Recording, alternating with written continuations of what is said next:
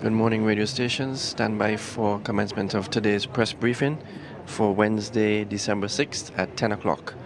We will be commencing shortly.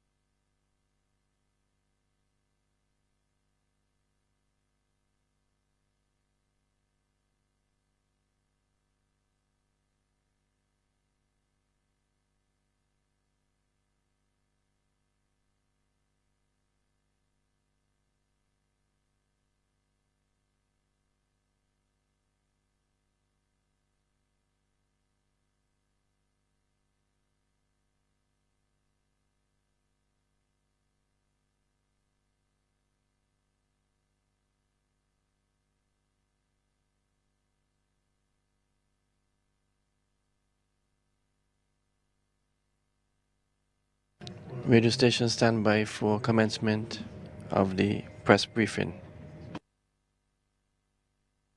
Stand by in 60 seconds. 60 seconds. Morning. 60 seconds. Show me a clock, please.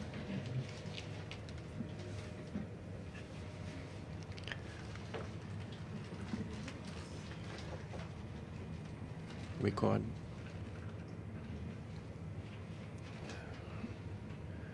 Stand by 45 seconds.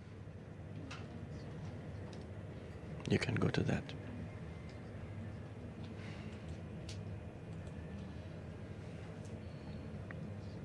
Radio station stand by for commencement in 30 seconds.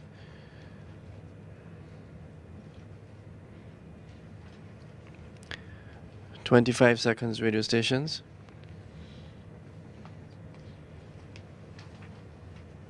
20, 15, 10 seconds.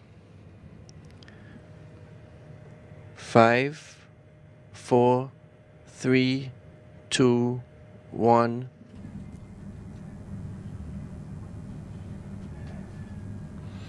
Okay, morning everybody, morning to the press, and of course good morning to the citizens and residents of Dominica, and of course to our friends and family in the diaspora. And a special good morning to the regional international agencies who are still here on island, assisting us in many different ways. I want to first of all thank the regional international communities for their continued commitment and support in our recovery efforts. Their assistance continue to flow, and our targeted interventions, and we're very grateful for this. We would have heard this week from UNICEF in terms of the cash grants that they're providing to families. Those grants will go primarily to families who are captured under the public assistance program. All of the administrative work has been completed, and I want to thank UNICEF and the Ministry of Social Services, led by Minister Catherine Daniel, for their efforts in advancing this particular intervention. This will touch and impact many families across the length and breadth of Dominica, where they will have added cash at their disposal to take care of their daily needs and to provide better for their families. And of course, the UNDP has been able to source some funds on behalf of the government of Dominica to advance the Cash for Work program. The Cash for Work program will utilize the existing structure of the National Employment Program to facilitate this program. They will engage a number of individuals in some identified communities.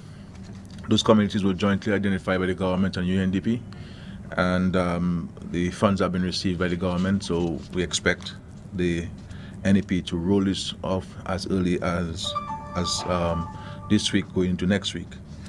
We want to thank the UNDP for the continued efforts and collaboration. And of course, the other international agencies, the World Food Program continues to be present and assisting us in the delivery of food supplies to many families in Dominica. As you know, we held the Donors Conference earlier this month, well, in November. From my vantage point, my perspective, I thought that the Donors Conference was extremely successful. It was the first opportunity to meet with all of the partners, both countries, institutions, organizations, private corporations.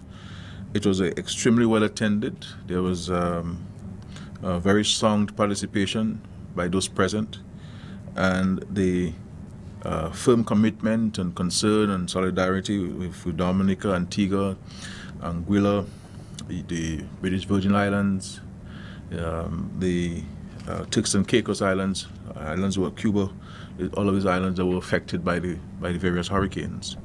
And I felt that the commitment of the international community was very pronounced.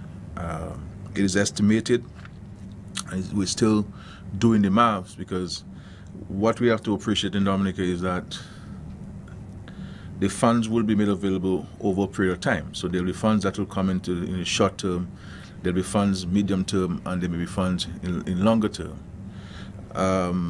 Because some countries would have given, say for example, a 3-year commitment of funds, or a 4-year commitment of funds. And so you'd have to break it down in those 3 or 4 years intervals, and to determine how much you would get for each particular year. So in total, so far, and we're still doing the maths, as I said, getting confirmation from the various partners in terms of, you made a commitment of $100 million, how much of that specifically will go to the Commonwealth of Dominica? So we engage on a bilateral basis, and also the CARICOM Secretariat is assisting with the coordination of that.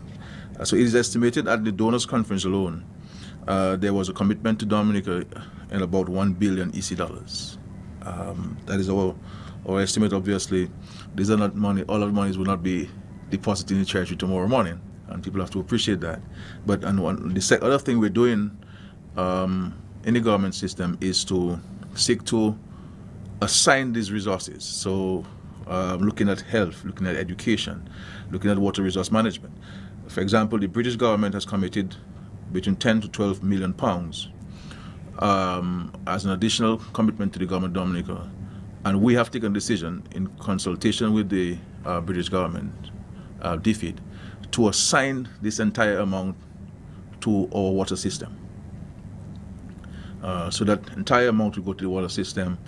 The British government will assist us with technical engineering advice, because we have to build more resilient water systems. And I said to them very clearly, look, I do not want the money. Come here, advise us on what the new water system we should adopt, and then let us utilize those funds to implement that strategy in keeping with our building climate resilient nation. So the entire sum will go towards the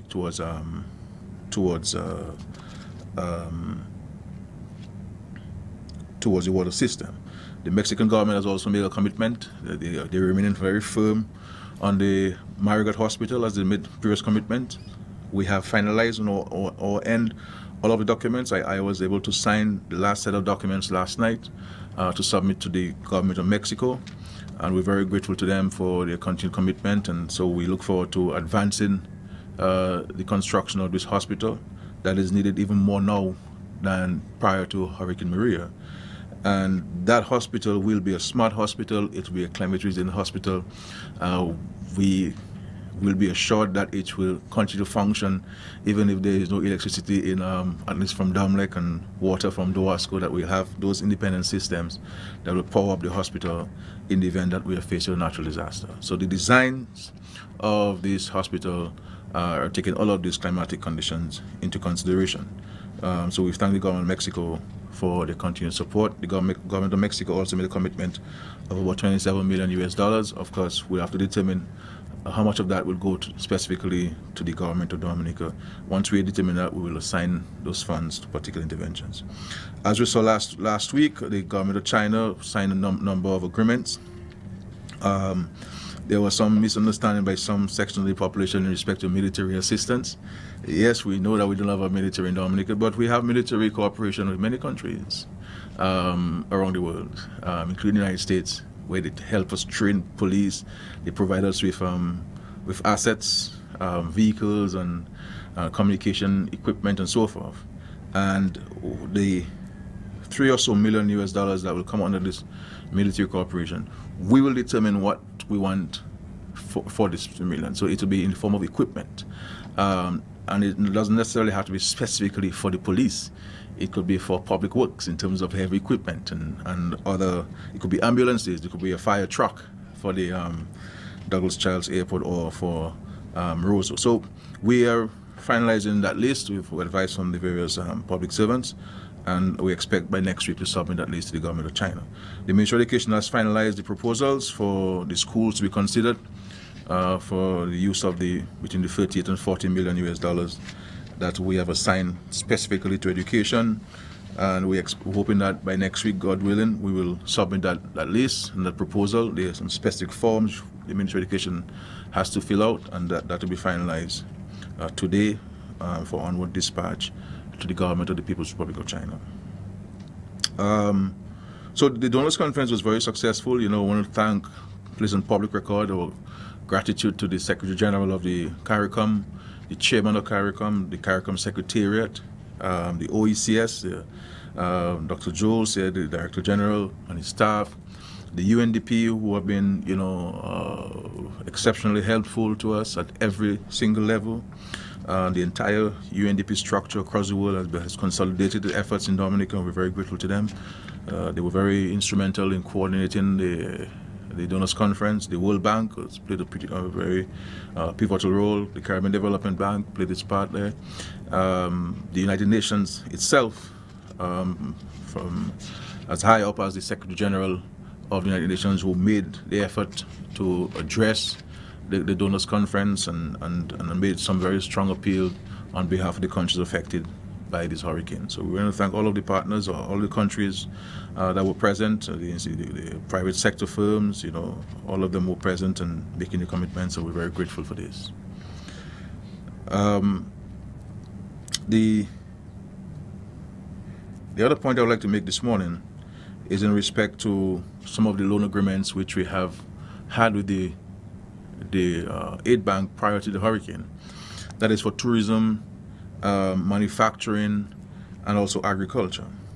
What we have done after the hurricane is to engage the stakeholders. So we engage the Manufacturers Association, we engage the Hotel and Tourism Association, and we also engage the DIC on revisiting the conditions of these loans and to see to what extent we could make certain amendments to these loan agreements to allow them to be more accessible by the potential borrowers. And based on proposals from the various stakeholders and on advice from the Ministries of Tourism and the Ministry of Agriculture and the Ministry of Commerce, the Cabinet took a decision yesterday to review these loans. So one of the decisions we took yesterday at the Cabinet is to reduce the interest rate from an all-time low of 3% to a further low of 2%. So we're reducing the interest rates from 3% to 2% on tourism, manufacturing, and agriculture. In respect to the tourism facility, we will be also extending that facility to the property owners, the folks who are providing housing to the medical students at Ross to help repair their apartments, buy new mattresses, those who had flooding and appliances, so they will also be able to access those loans. It's still a significant sum of money, all put together. You're talking about 12 plus 15 or 27 plus 8. That's $35 million available to the private sector. The amendments, and there are other amendments to the agreements that we approved, but I think one of the most significant one is the reduction of the interest rates and also setting aside some of the conditions that we previously had on the loans to make it more accessible to everybody. We will sign the amendments on Friday this week, and the funds under the new terms and conditions will be available from Monday the 11th. My public advice to both the private sector and the aid bank is that we can expect the private sector to ensure that you have all of the documents before you submit to the bank, and that the bank has to be a little bit more tardy with the disbursement processes. Sometimes we allow people to walk to these institutions too many times before we can tell them yes or no. And and we must not seek to shift the goalposts. The application form must be specific with what information you require, and unless the person has submitted all of the information, do not accept the application, because you're wasting both the person's time and your time. And so that the persons who are applying for the loans must ensure that you have all of the documents. When you're satisfied that you have all of the documents, the checklist, you submit it, and the aid bank should be a bit more robust with its application process. So they need to be a little more circumspect with that. So these 3 loan facilities in the amended form would be available from Monday, the 11th of December. I want to say also that some of the monies that have been pledged to us as a country, we also will be assigning some of those funds to the private sector, obviously subject to the conditions placed by the benefactors, but we intend to provide additional funding to the private sector to help them rebuild their businesses and to continue to provide jobs to the citizens of the country. We have to be mindful that the government is carrying the brunt of the responsibility at this time, but with a clear understanding that the revenues of the state has been dramatically affected, and we have maintained all of our legal and policy obligations that were in effect before the hurricane, after the hurricane. So we have been paying our debts on time.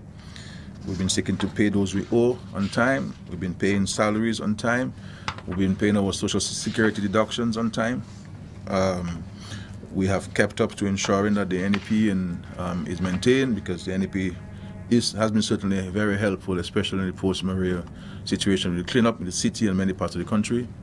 So we're keeping up to those obligations. We still continue to assist people to seek medical care overseas, which is not a legal obligation, but it is important for many persons who are unable to afford to travel out of the country for specific medical interventions. We are remaining firm to our students who are studying overseas that we shall meet the obligations, and including those who we had no legal obligation to or no commitment to. We will be providing them with an allowance to cover their rent in those countries where they're studying, and also to provide them with a limited amount of funds to purchase food, because in some cases the families here in Dominica are unable to provide that to them. And we're expecting to send a check out to the Dominica Association of Barbados and the Dominica Association of Trinidad and Tobago, in the first instance to assist our students studying in these 2 countries to meet their rent and food income. And of course we'll do so going into the new year to ensure that all of our students remain at school. Now, all of these things are being done appreciating the impact of the hurricane on the state finances. Just to give the country an idea of the situation insofar as revenue is concerned for the months of October and November. In terms of tax revenue, we were able to raise only $1.1 million for personal income tax. In terms of corporate income tax, $0.07 million. In terms of VAT, $3.3 million, and import duty, $0.8 million, because you recognize that the merchants pay no VAT at the ports and also no import duties for a wide range of items which come into the country. In terms of tax revenue raised in the month of November 2017, personal income tax, $4.3 million, and that $4.3 million would include the taxes on what is popularly known as the double bubble, or the double salary, which the government decided to keep its legal obligation to the public servants, having negotiated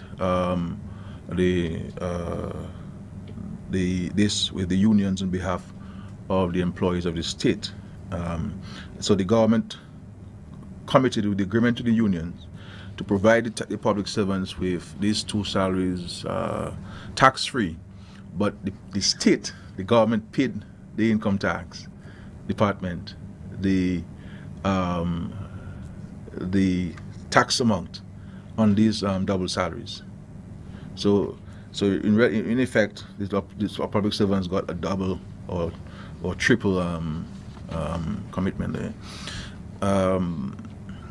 And our hope is that the public servants will respond in like manner and be productive, be diligent, be true to the terms of references, and also be patriotic in the dispensation of their responsibilities. Because this is our country. This country doesn't belong to one person or a small group of people. It belongs to every single one of us. All of us have vested interest in one way or the other in this country. And in respect to corporate income tax, we've only raised in the month of November $0.002 million. And VAT, $0.3 million, and import duty, $0.4 million. So this is the government's net tax revenue for the month of October and November. And this is nowhere, absolutely nowhere close to what the government spends on a monthly basis, including the massive cleanup, the clearing of the streets and the cleanup of the various parts of the country. You know, it has been, it is, and we still have a lot of work to do in terms of cleaning. We've done a lot of work, but there are still communities that we have to continue, and of course there may be limitations with the equipment we have in Dominica, not sufficient equipment. You know, we're hoping to bring in more to help us with the dredging of the rivers, because, for example, the Rosa River, you have to dredge the Rosa River from as far as Trafalgar all the way down to the mouth of the Rosa River to ensure and assure the safety of the city. So there are a lot number of areas, the Melvin Hall River close to Douglas Charles, along the Douglas Charles Airport. There are many parts, and we have to continue a lot of work in Point Michel, you know, going up to Grand Bay and Pichelay. You know, we've been constructing, as you see, Bailey bridges in many parts of the country, enhancing road safety, communication, you know. All those things are costing the state money. And the revenues that we are generating is nowhere close to what the state has been spending on a monthly basis. So I'm saying this to let people understand that the state can really only spend what the state has.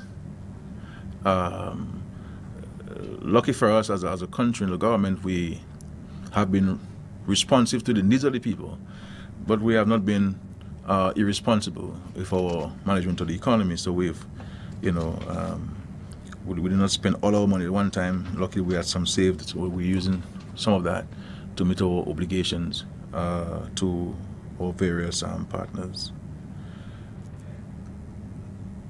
We expect to enter into a special loan facility that will be administered by both the Aid Bank and the Government Housing Loan Board.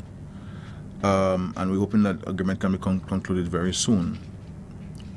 And the idea is to peg this interest rate at 2% with a generous grace period of 6 months.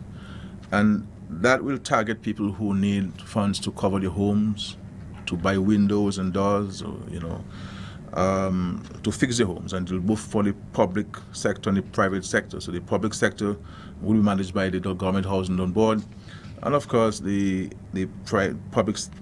private sector will be managed by the Aid Bank. And I have asked the Aid Bank in particular to give me a proposal that would show me how quickly they will be able to disburse those funds to applicants. And this will be a very special loan facility. The only thing that will come closer to that is a grant in terms of the conditionalities set on these loans. And because we recognize that many people, there are some people whose homes have been insured but may not get the full amount from the insurance company to cover the damage of their homes, to repair their homes, because as I understand it, the insurance companies, they come to you, they assess the damage, then they put a real market value to your home, and then they say to you, your home is underinsured, so you'll get a fraction of what you really should be getting if they stuck to what the amount that you were actually insured for.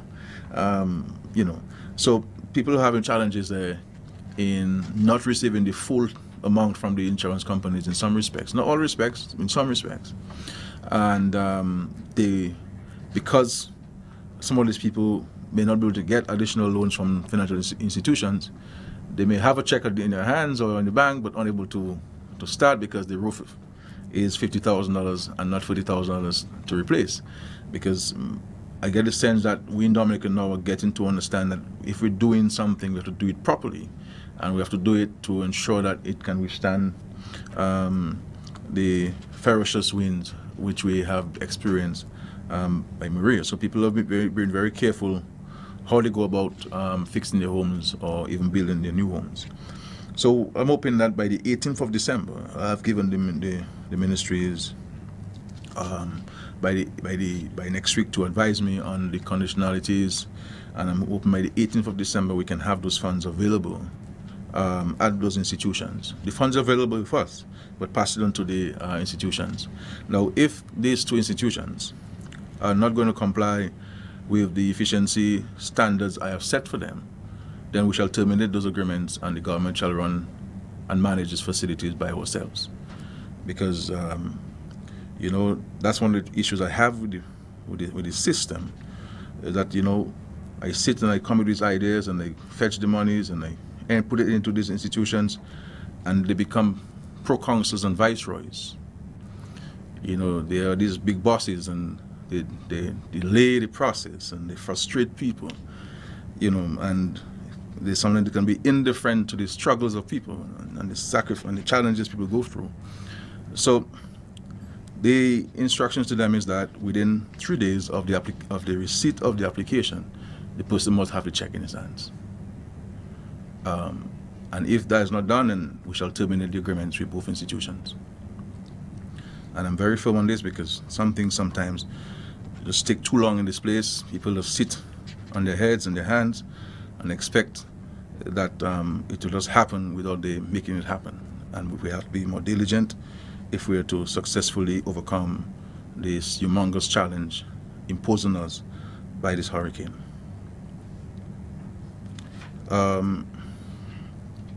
The other point I would like to draw to the attention of the public is in respect to the grants to farmers and fishermen, and I want to call on them to ensure that farmers and fishermen fill out the forms that are that have been made available by the Ministry of Agriculture. That is the final step. So we need to get those forms in as quickly as possible. You know, if you have not filled the form, you should reach out to your extension officer, or if you have to come down to the Ministry of Agriculture to get a form yourself, get these forms. It's a green form. It's a little bit too long with too many questions, but you know. But you have to fill the form nonetheless. If you cannot fill it, get somebody to assist you. But it's important for us to have those forms in quickly, so that the monies can be made available to the farmers. The funds are available, but we have to ensure that we do it properly and we can account for every single dollar that we make available to the farming community, the fishermen and farmers. So please go ahead and fill these forms. It's a decent amount of money per farmer, and every little dollar you get will help you. So let us move quickly and have those forms filled out and deposit them with the Ministry of Agriculture, so that you know, we open that before the end of the year, you should be getting your checks. You know, so I'm really appealing to the farmers and fishermen, you know, to go out and fill the forms quickly. I intend to fill a form, though I will state on the form I will not accept any of the funds. But I believe, as a matter of principle, as a farmer myself, I should fill out the forms so it can be recorded that Roosevelt Skerrit is indeed a farmer, and I do sell to the markets and hucksters. But I will not accept, for obvious reasons, even if I am legally and policy-wise entitled to it as a farmer, I will not accept any check from the Ministry of Agriculture that they're given out to all legitimate farmers in the country. But I really want to appeal to farmers to go ahead, because it's grant money. You don't have to prepay it. It's going to help you. You can use it for many things, including the construction of your banana sheds, because you know we have to resuscitate the banana and the planting subsectors. You know, to plant, it'll allow you to buy inputs, it'll allow you to pay for farm labor, to clear your lands. All those things are going to help you, so please ensure that you fill the forms as quickly as possible.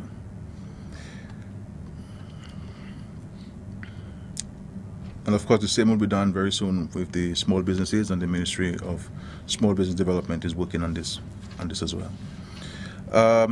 The Climate Resilience Execution Agency of Dominica, that we have articulated as the vehicle that will assist us in implementing the whole strategy, or at least part of the strategy, to cause our country to become the first climate resilient nation in the world.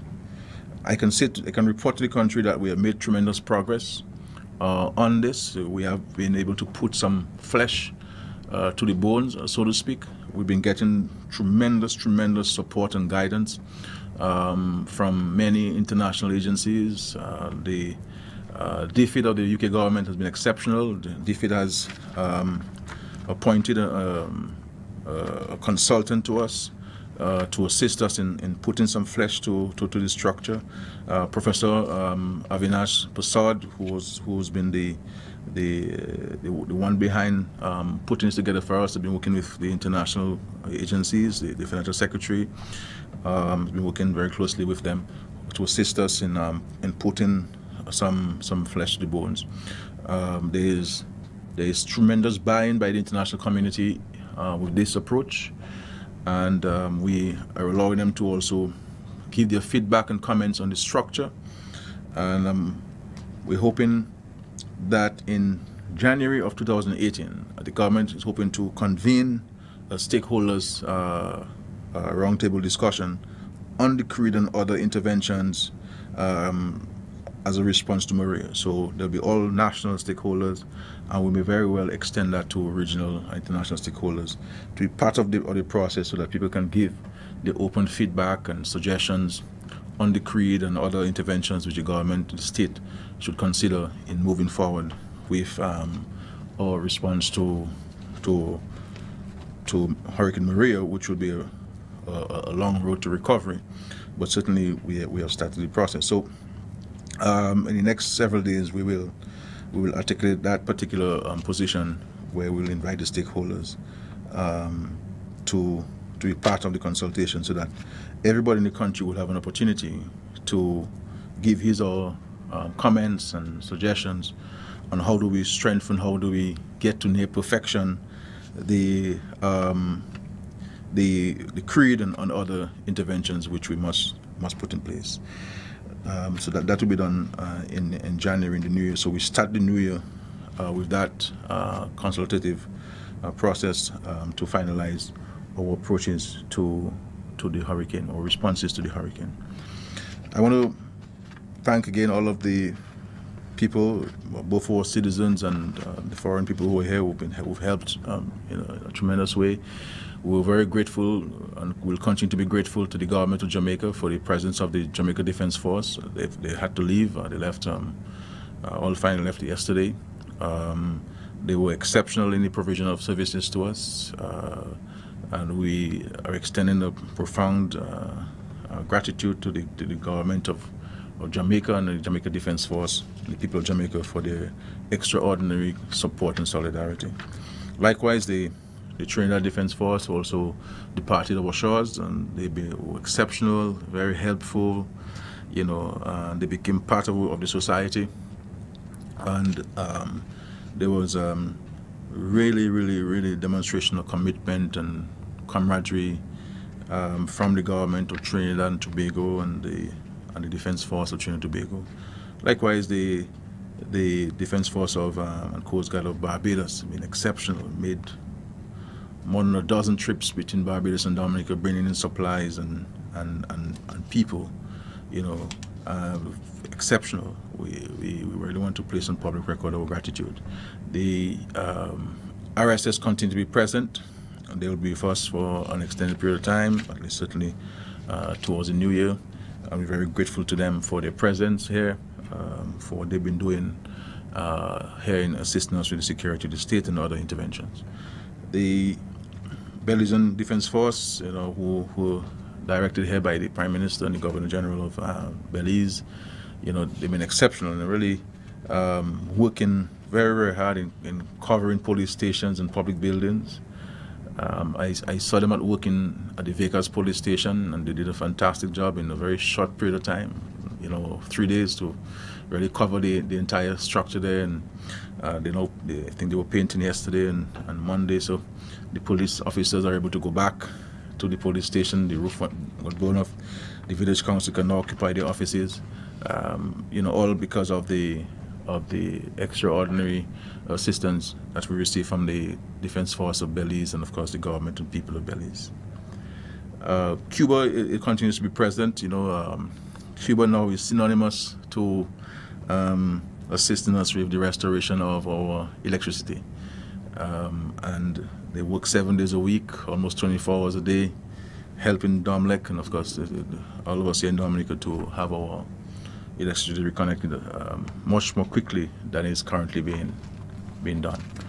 So we look forward to that, to the continued support and so on. And the many other agencies that I said that are present, to name them would take us a very long time.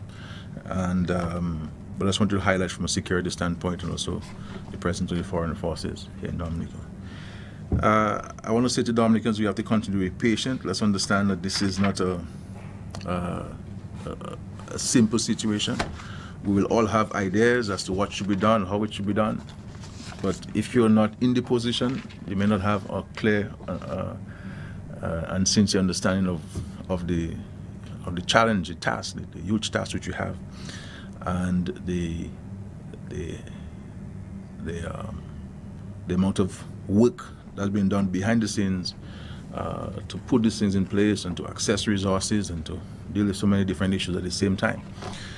So I want us to understand that we have to be patient. We'll continue to speak to you about the reconstruction of homes. We have some very concrete plans for that, and we'll be engaging the public on some of those, and we come into this into the communities to also speak to the potential beneficiaries, so that we all be part of the process of where they want to go, how we're gonna get there, what are the resources we're gonna need to get there, what is your individual role. It's only government, because we have to look to ourselves and to ensure that we can play our part in the reconstruction. So it's not only the government who has to play his part. Every single citizen in this country must play his or her part to rebuild this country.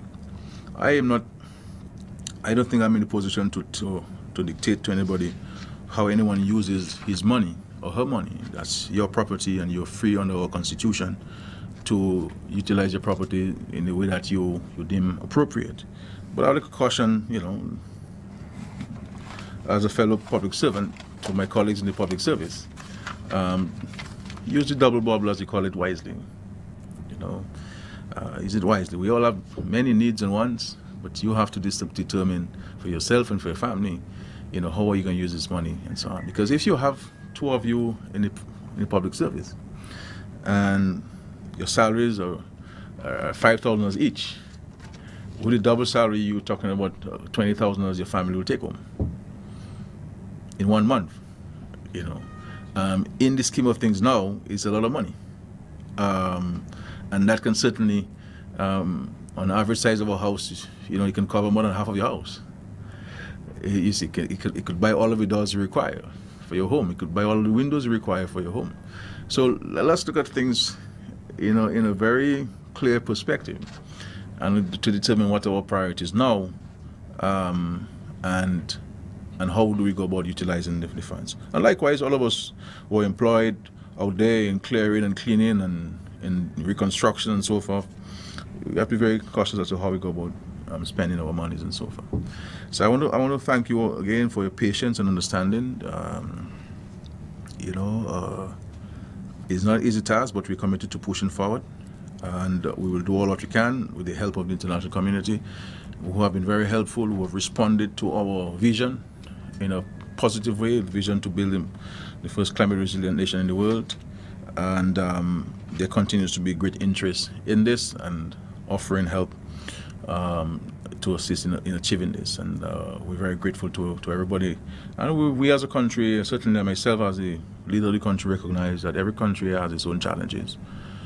So when countries and institutions give us money, as small as it is, I do express appreciation on behalf of the people of Dominica. No amount is too small for us to accept, and certainly no amount is too large, too big for us to accept. We accept all of the contributions we make, whether it's $1 or $10 billion. We treat it the same, with a clear demonstration of appreciation and gratitude, and because gratitude is important as part of the human experience. The final point is that I will travel out of the country this week. First, we'll stop in Antigua, where I will attend the Cuba CARICOM Summit in Antigua and Barbuda. So I will represent the country at this summit. And secondly, and then I'll travel to Boston for a fundraiser hosted by the Dominica Boston Association. And the following day I will travel to Paris, where I will attend Friends of the Earth Summit dealing with climate change. I'm invited by President of France, and I'll be part of a panel looking at a roadmap, looking at the next steps, reviewing what we've done since Paris, looking at the agreement, what we've done since Paris, what we need to do to position the world and position those of us who subscribe to the science of climate change, those of us who are experiencing the ravages of climate change, and to see how we can place the Paris Accord, Paris Agreement on a sound footing to be more robust and more practical in terms of an agreement. So I will participate in those discussions in Paris, and it is important. I want to commend again publicly the President of the French Republic for his leadership and for the commitment of the French Republic to the Paris Agreement. And we, as a country, we will continue to work with all like-minded people who are genuinely concerned about issues relating to climate change, and those who appreciate and empathize and sympathize with country like Dominica, who are on the front line of the effects of climate change. And that's our commitment to Mother Earth, and that's our commitment to the global community and to our citizens. I will end here, and to also say thanks to all of you and for your efforts. Let us remain positive. We can be critical, but constructively so. As you recognize, I have not been responding to any negative talk. I already have put in earplugs to this. I take note of criticism of the government and the country, and where we can make amends, we have been making. Where we can, we will. Where we cannot, then we won't. But we take note of any constructive suggestion. We examine them. We seek advice. So rest assured, we're not indifferent to any suggestions to anybody. Suggestion, once it is done in good faith and the merits in it, we'll examine it. We'll pursue it. But certainly, I do not have the luxury of time to focus on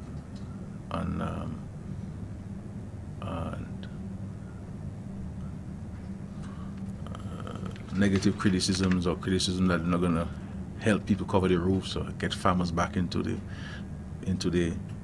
farms and get businesses to be able to restock and get back to creating jobs and assisting the economy grow and getting the hotels reopened, getting our schools to be reconstructed and our water systems to be more resilient, and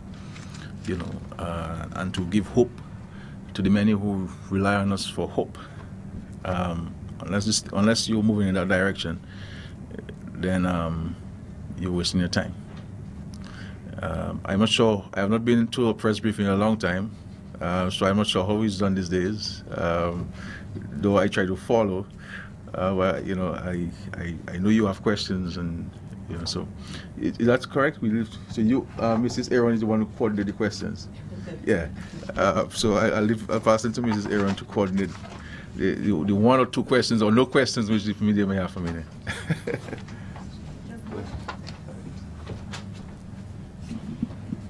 Yes, Julian Morris, Channel 5 News. Thank you, Mr. Prime Minister, for taking our questions.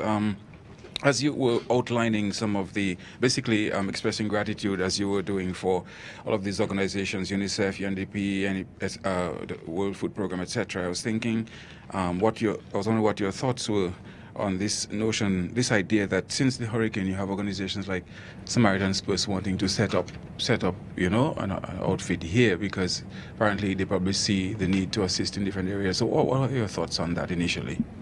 Discuss. I have met with the leadership of Samaritan Purse. We have no difficulty with any regional, international NGO registered in Dominica. As you know, there are laws governing this, and every organization, and I must say that they're not indicating they do not want to respect the laws and so on. So I'm not saying that, but there are laws and the processes. We have no objection to they getting registered in Dominica. As a matter of fact, when I met with the leadership of Samaritan Purse, I said, look, we can. That shouldn't be a problem. So I do not know where the issue is. You know, whether it is with the registry or where it is, but. From the cabinet standpoint, the office of the Prime Minister's standpoint, there are no objections to that at all.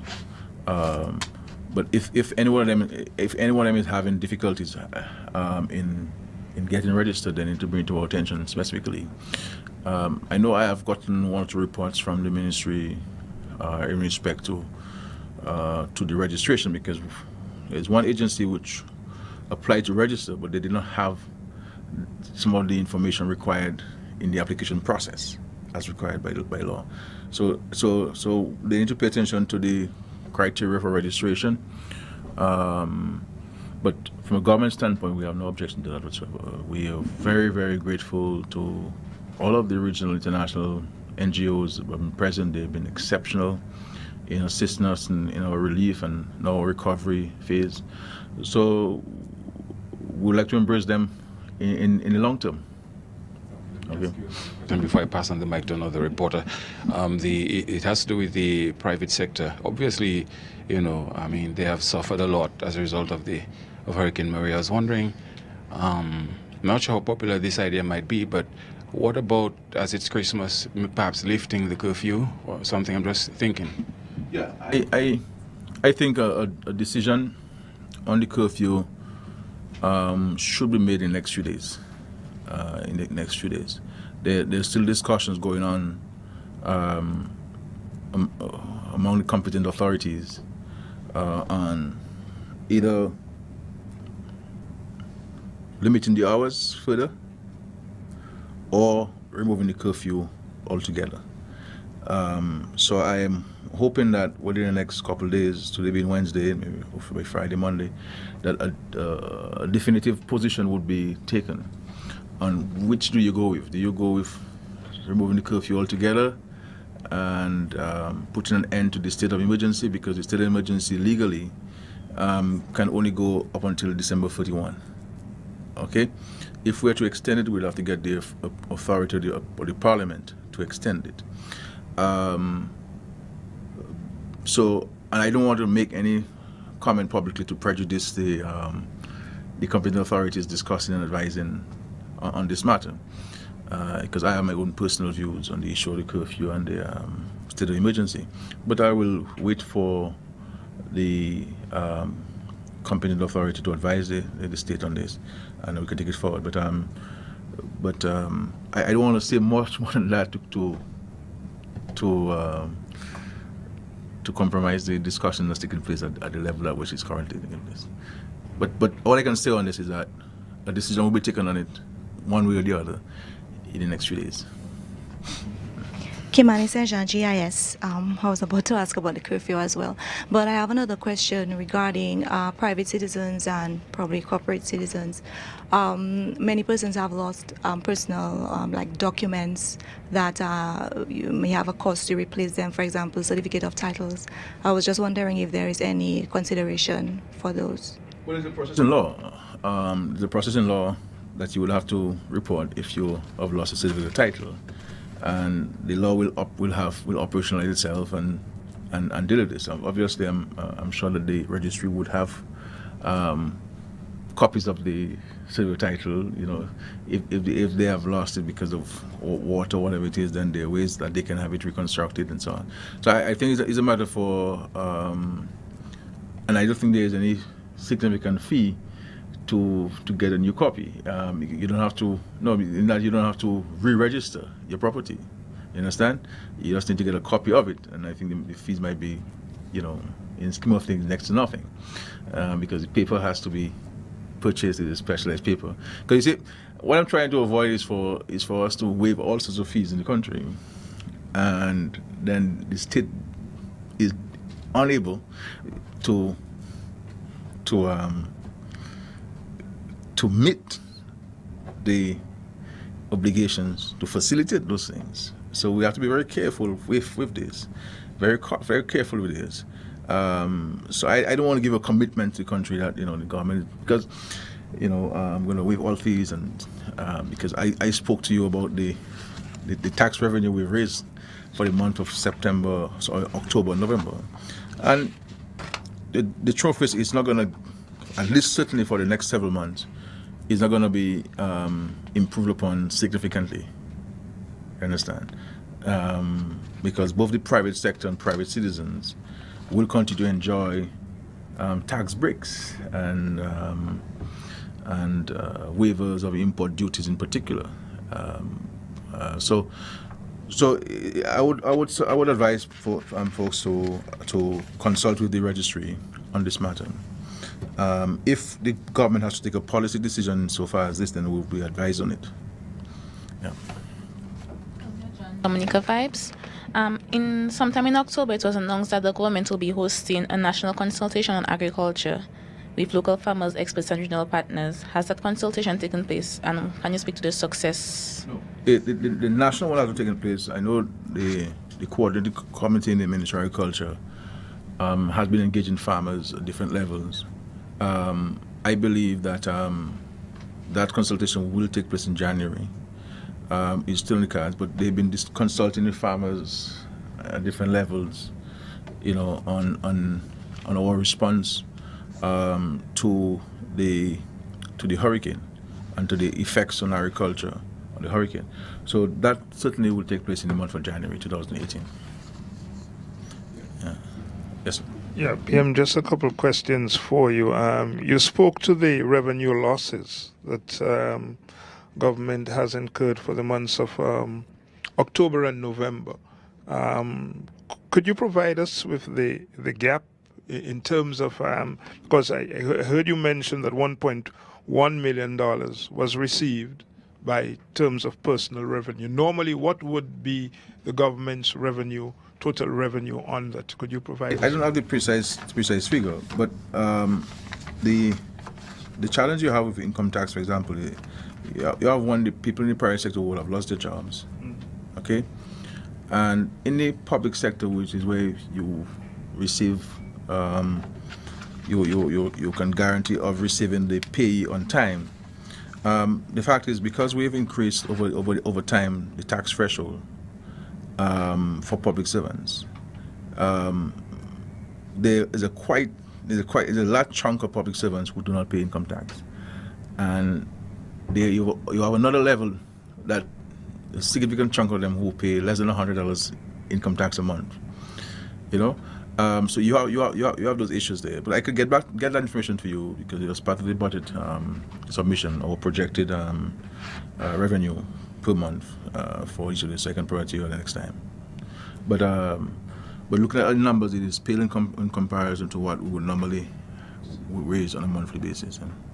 The next question has to do with the benefits to the private sector. you did allude to the fact that the private sector is going to benefit. What you didn't tell us is whether it's going to be loan or grants in terms of, the benefits. Yeah, I mean,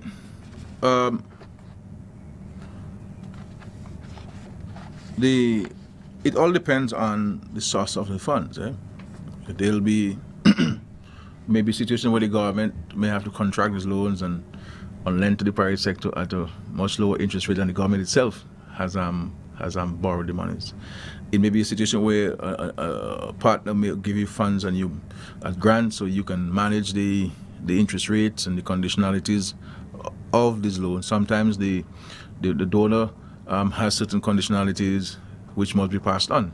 So it all depends on the benefactor, the source of the funds that we will utilize to assist the private sector. Because the fact is, within the government system, we will not have enough resources to give everybody any amounts that they require. So this is why we're saying, from what we've been pledged, from what we're receiving from our partners, we will see how much more we can provide to the various sectors of the economy, to assist them in meeting their commitments and in rebuilding and restocking so that they can get back to the levels of employment which they had prior to the hurricane. But just to say, in the first step, we the funds that were already at the aid bank are committed to the aid bank. We have reviewed the conditionalities, the interest rates, and we're lowering the interest rates. We have a 12-month grace period for repayment on the interest and penalties. We will use certain assets as security. There were some assets which they already had at the banks, and the banks, based on the agreement, were not able to utilize those assets already at the bank as collateral. So we'll be allowing the borrower to do that once that asset is not completely is not completely committed. My final question in this segment is: you spoke to the idea of the climate resilient execution. Beautiful. And you hope to put some flesh to the bones. We have been doing that. We have in fact done that. Go ahead, please. Yeah. Okay. And, the place where the conference most likely will be held, can you speak to the logistics of that? Well, as you know, we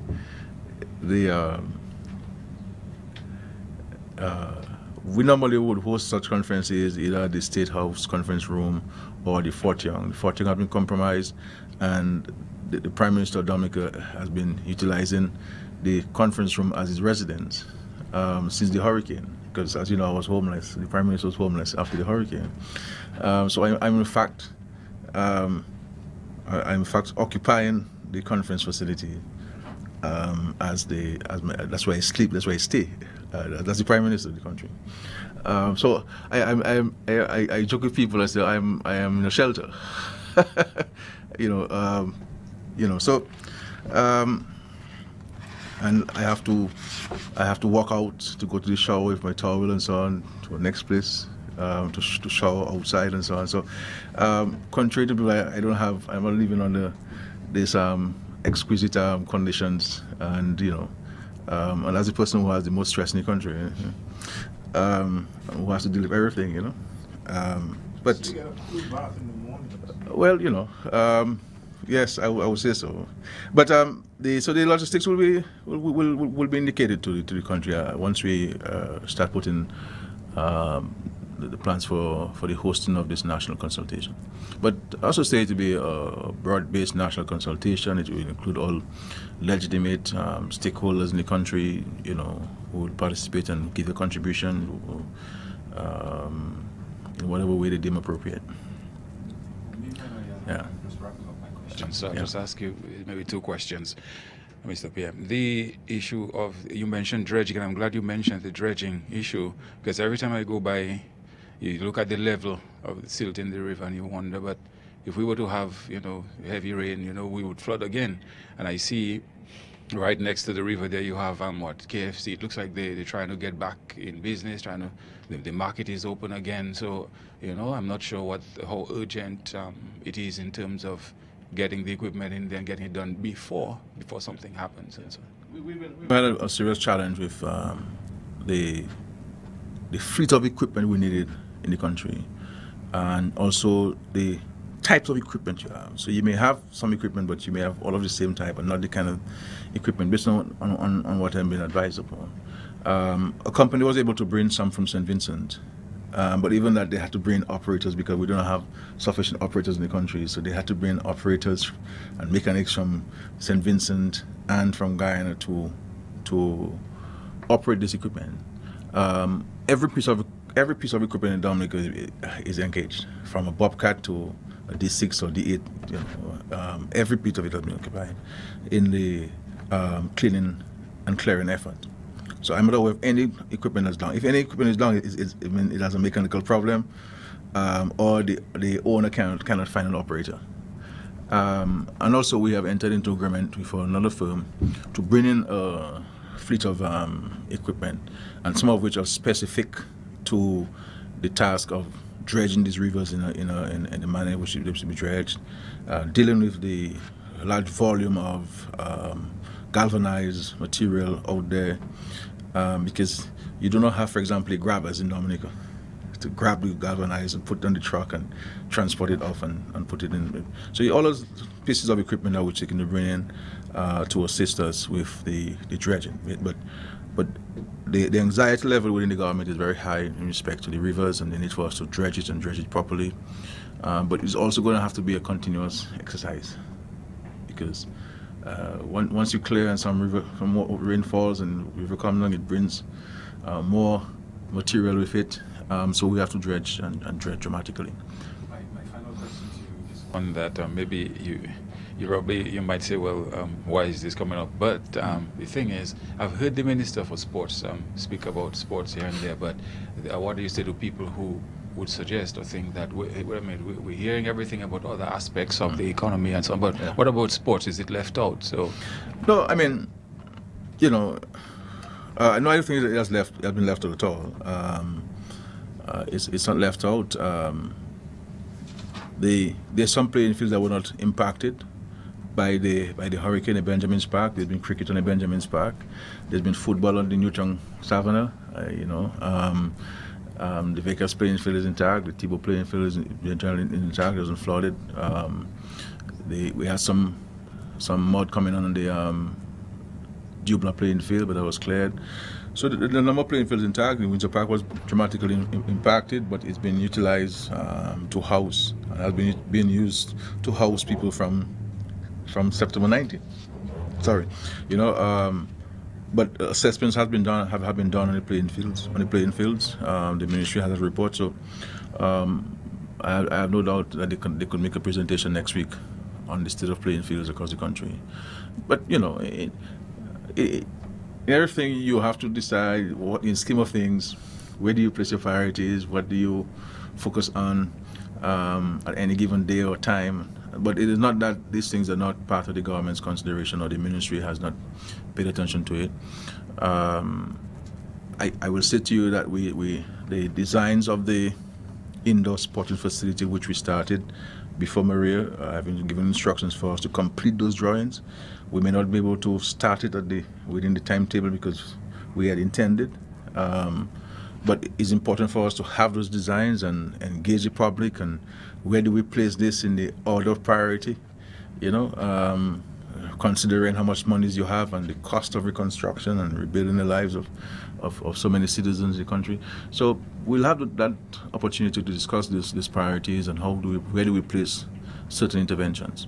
As you know, for the government, restarting or advancing the economy and getting more economic activity in the country is critical. Building homes for people is also critical, and providing temporary shelters for people. So there are a number of issues that are occupying the priority list of the government. But it's not that sports and sporting facilities not part of it. But certainly we can have the Ministry of Sports maybe come on Monday or Tuesday to brief the press in the country on the state of the playing fields in Dominica and the state of sports. But I think too that the various sporting organizations have a critical role to play, you know, in getting sporting activities taking place. And I want to commend the Football Association, of course, the Cricket Association, you know, so that when people can have more sporting activities, small leagues and activities, then it certainly encourage the communities to take ownership of these facilities and do what they can to restart some kind of sporting activities in the respective villages and communities. Yes. Yeah. Can I just ask a follow-up question to this? Because we know that the Windsor Park facility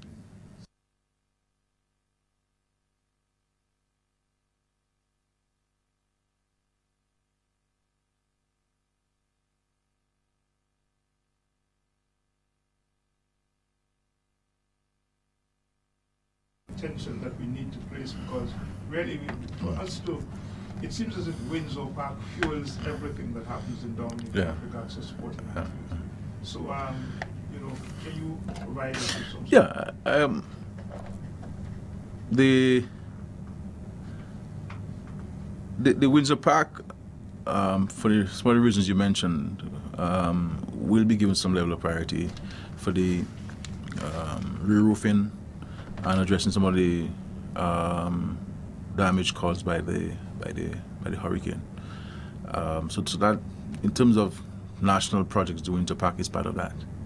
Okay, we have to completely re-roof the Windsor Park, and you know, we just bought a very expensive scoreboard that has been completely destroyed. We have to replace the two poles. The lights have been which have got broken and destroyed. So there's a lot of money to be spent there, but it is an important state asset, and will certainly require some attention, because it is you're right, it is the heartbeat of many activities, from Curl Festival to sporting activities and social engagements. Okay, that's it. All right. Thank you very much. Have a good day. Thank you.